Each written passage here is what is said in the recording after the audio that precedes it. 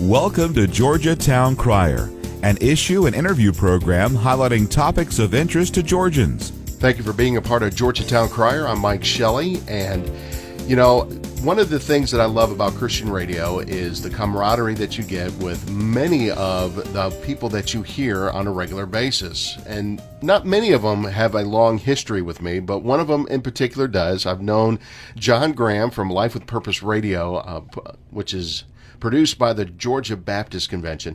I've known him for about 16 years now.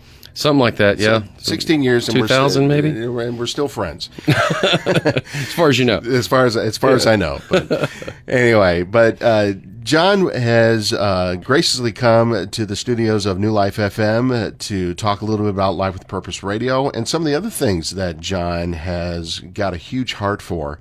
And so we'll get going with that. John, first, thanks for being a part of Georgia Town Crier. And give us a little background on Life with Purpose Radio. Just for, if people don't know about it, let them give an idea of what that magazine program is really all about. Well, sure. Thanks so much, Mike, for having me in today. And you guys are the ones that are gracious. I haven't even made it to the studio today without being told almost, I guess, 3 times by different people about how much you guys appreciate the show. And we're grateful for your listening audience. It's just an awesome opportunity. Life with Purpose Radio started about 9 years ago at the Georgia Baptist Mission Board. Now it used to be called Georgia Baptist Convention.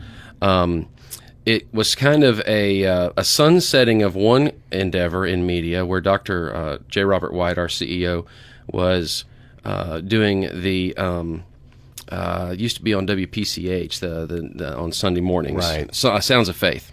And we would help produce the Sounds of Faith program. And then when they went country, that all kind of went away. And we found ourselves scratching our head going, well, we need to still have a media outreach of some kind. And as we got our heads together, we all decided that we wanted to stand out a little bit and not necessarily be a preaching show where it's 25 minutes of a lesson, which is fantastic. It's the bread and butter of Christian radio.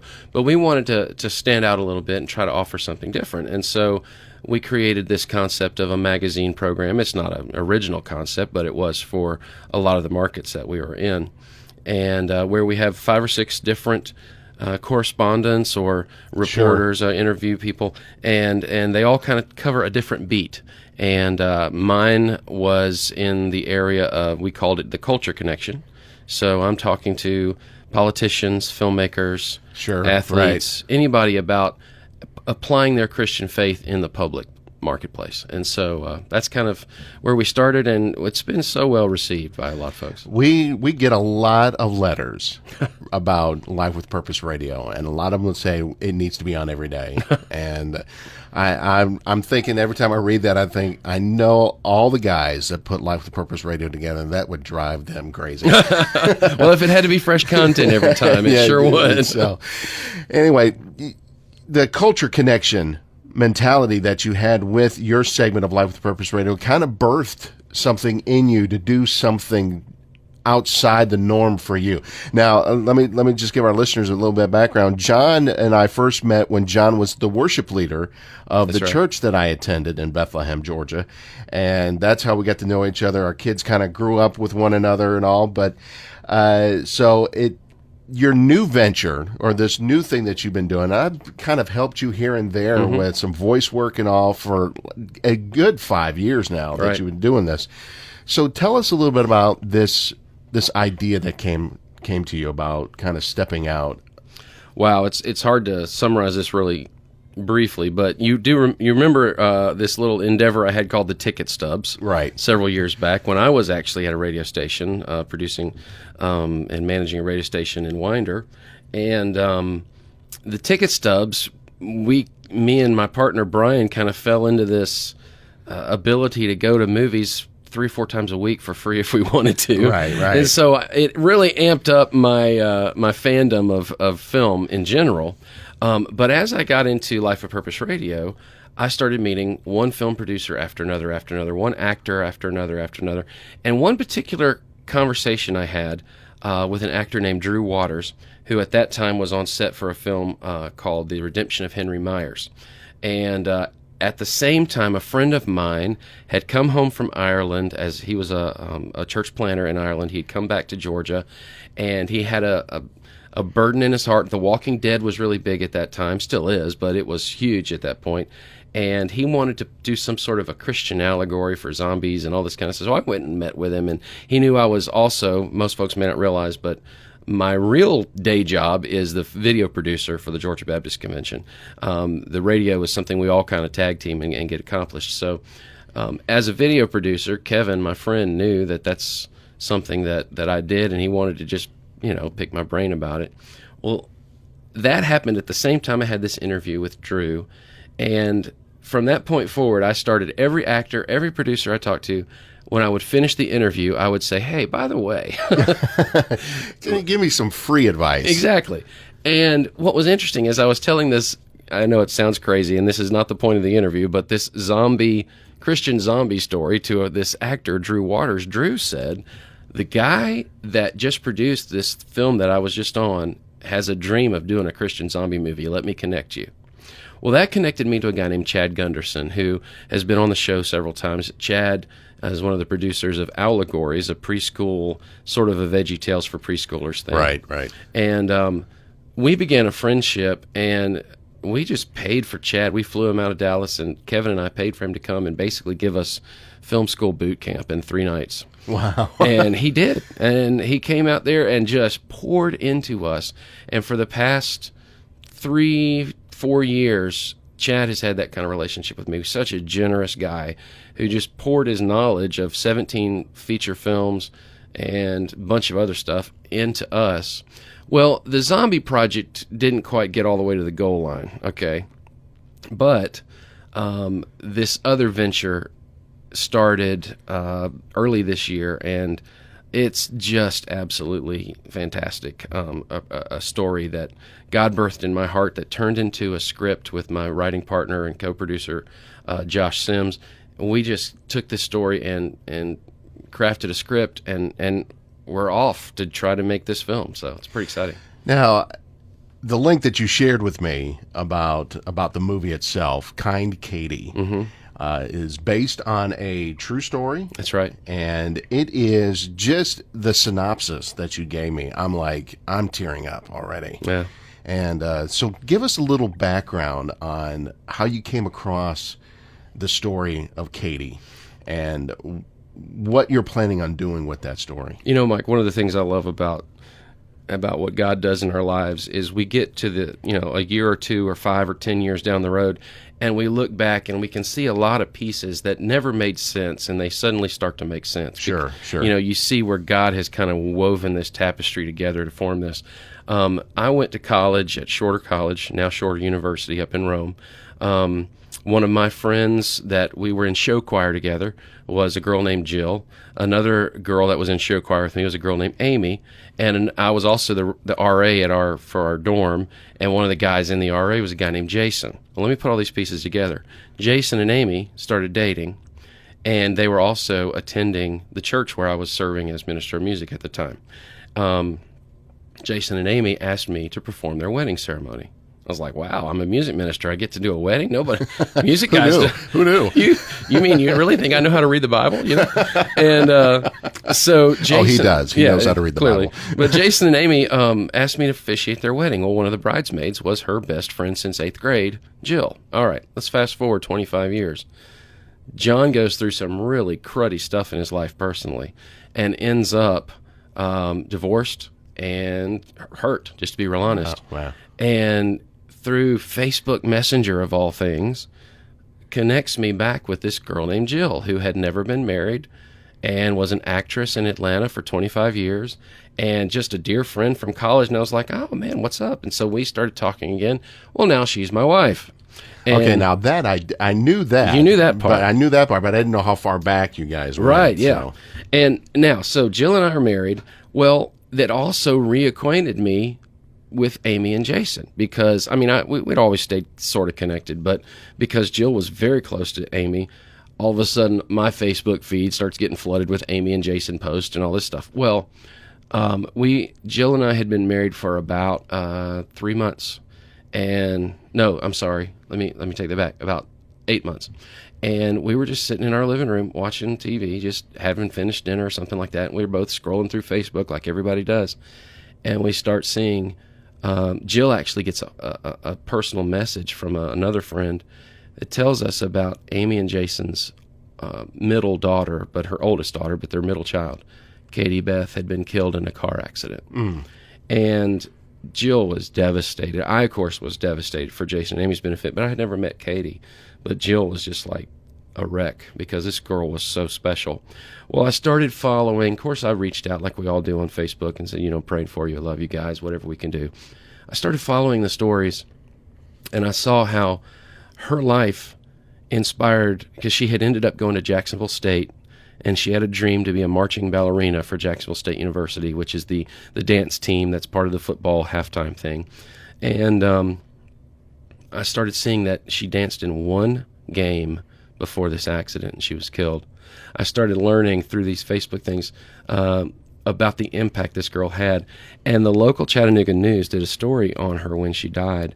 And there was this, they went to the high school and they interviewed several of her classmates because she had recently graduated.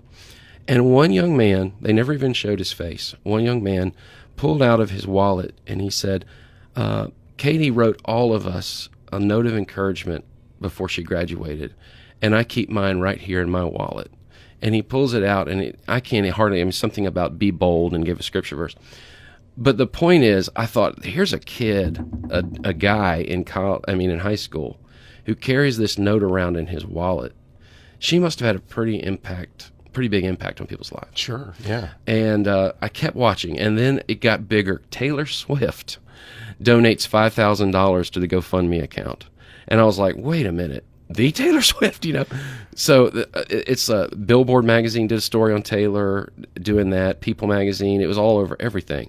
And I was like, wait a minute, because she and her little sister were huge Taylor Swift fans. And they would randomly tweet to Taylor Swift, knowing full well Taylor would never see the tweets, right? Right. Well, Taylor saw the tweets. She never replied, but she saw the tweets. Right. And so when Kimmy, the little sister, just brokenhearted and devastated, said, hey, we've set up a GoFundMe account to help with the funeral expenses. While they're at the funeral home, Taylor Swift gives a $5,000 donation. That's crazy. It was amazing. That's amazing. Now, that's not even the biggest and most awesome part. You get further down, and her high school classmates, a small leadership class, which I know that's a big thing in your heart. Right. This class, a secular group, all right, the coach, the head coach up in Ringgold, he takes a mission trip with his public school leadership class every year. Now, it's not required. He can't enforce it. Right. But 99% of them want to go, and they Sure. go. And they were going to South America to minister to folks that are, in need, and communities that don't have schools, and, just really third world situations.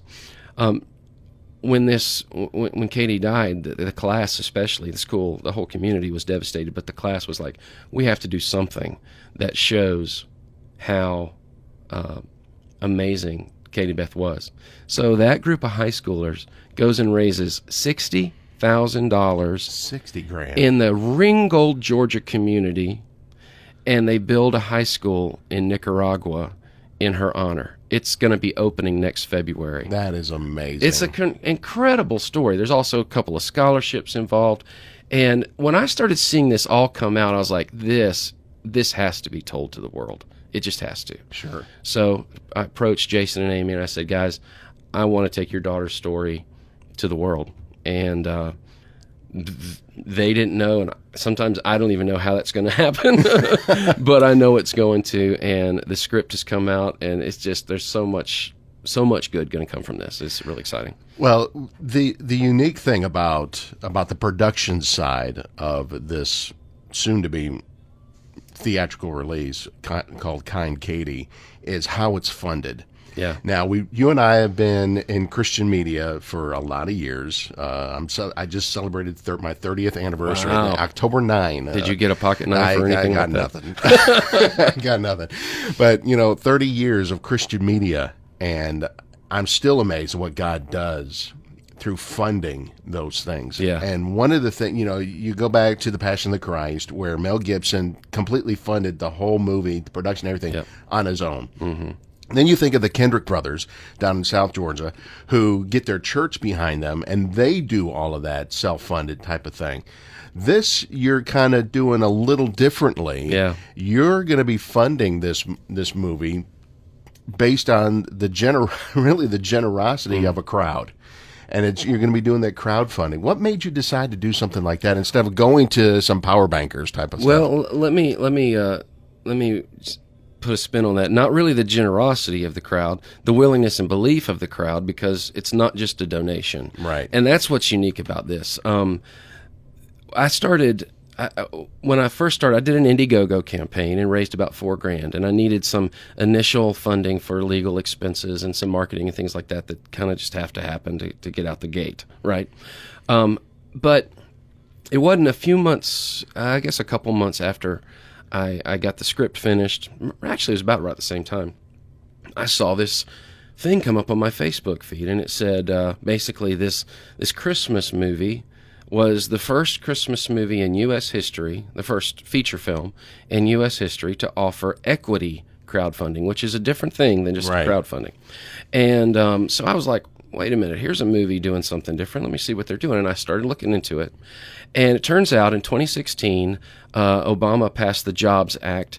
One of the things that came in that was the ability for startup companies to gather investors at as little as $100 a piece.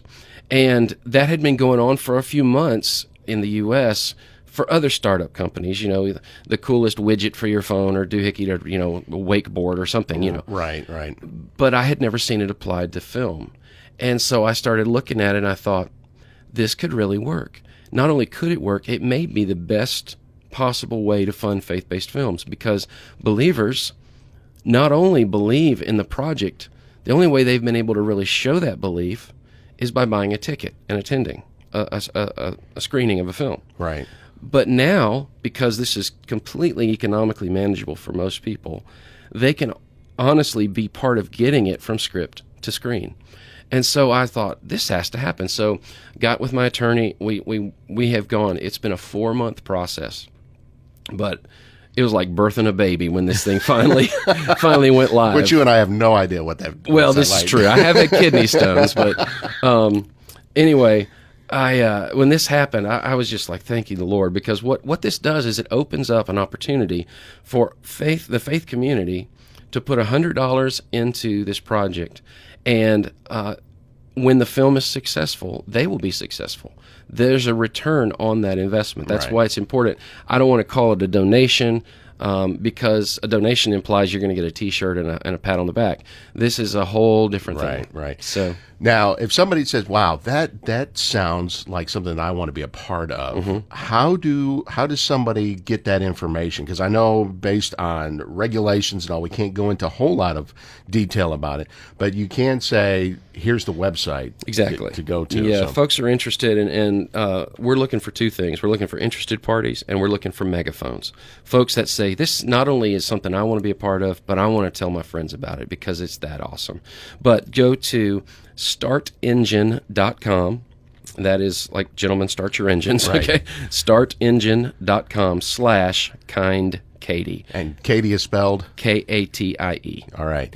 So if you'd like to learn more about the synopsis of the film, there's a couple of videos on there.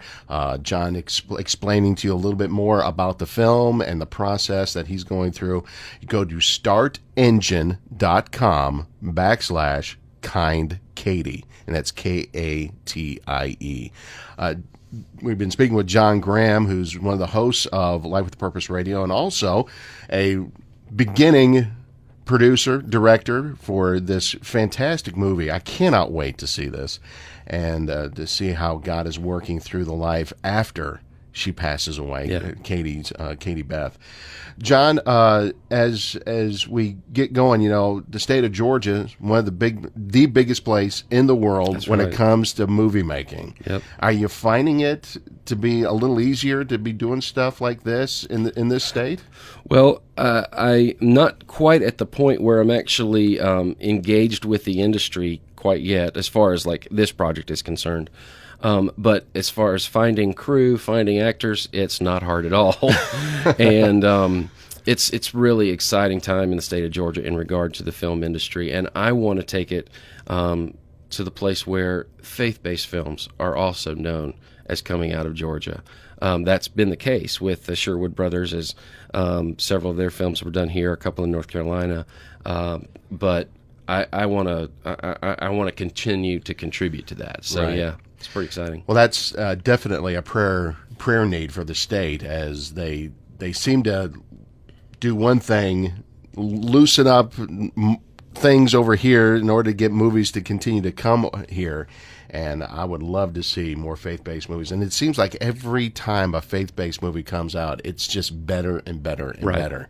And that's exciting, that the craft of movie making is getting into the church and getting into believers, and not just those believers, because I know there's thousands of them in Hollywood, but coming out and, and making sure those faith-based movies are being done and being done well. And that's what excites me about this funding strategy. I see a day where, for example, in our case, we're going to need somewhere around 10,000 investors. If everybody gives the minimum, we're going to need 10,000 people to invest to get to our production budget. Now, imagine that happening every month. Some 10,000 people dropping $100 a month to invest in a faith-based film.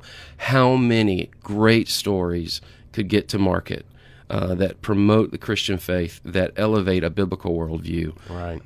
I just see that really, because what happens for producers is they have to go find their rich friends, and most of those rich friends have had a dozen other people come and say, "Oh, you're my rich friend," Right. Or they've been burnt at some level in the film industry, because it is a risky investment. Sure, There's always sure. a risk in any investment, and you never know if it's something's going to catch. Right. But we believe that this is going to be a fantastic story that's going to be told, and I'm excited that so many people are going to help get us to the finish line. Well, if you'd like to learn more about the Kind Katie movie that's being produced by John Graham, who is one of the hosts of Life with Purpose Radio that you can hear each Sunday afternoon on New Life FM, go to this website, startengine.com/KindKatie, and that's spelled Katie. John, thanks for being a part of Georgia Town Crier. Thank you, Mike. You've been listening to Georgia Town Crier. The views and opinions expressed on this program are not necessarily those of New Life FM. For more information on today's program or to suggest a topic, call 770-229-2020. That's 770-229-2020. Georgia Town Crier is a production of New Life FM.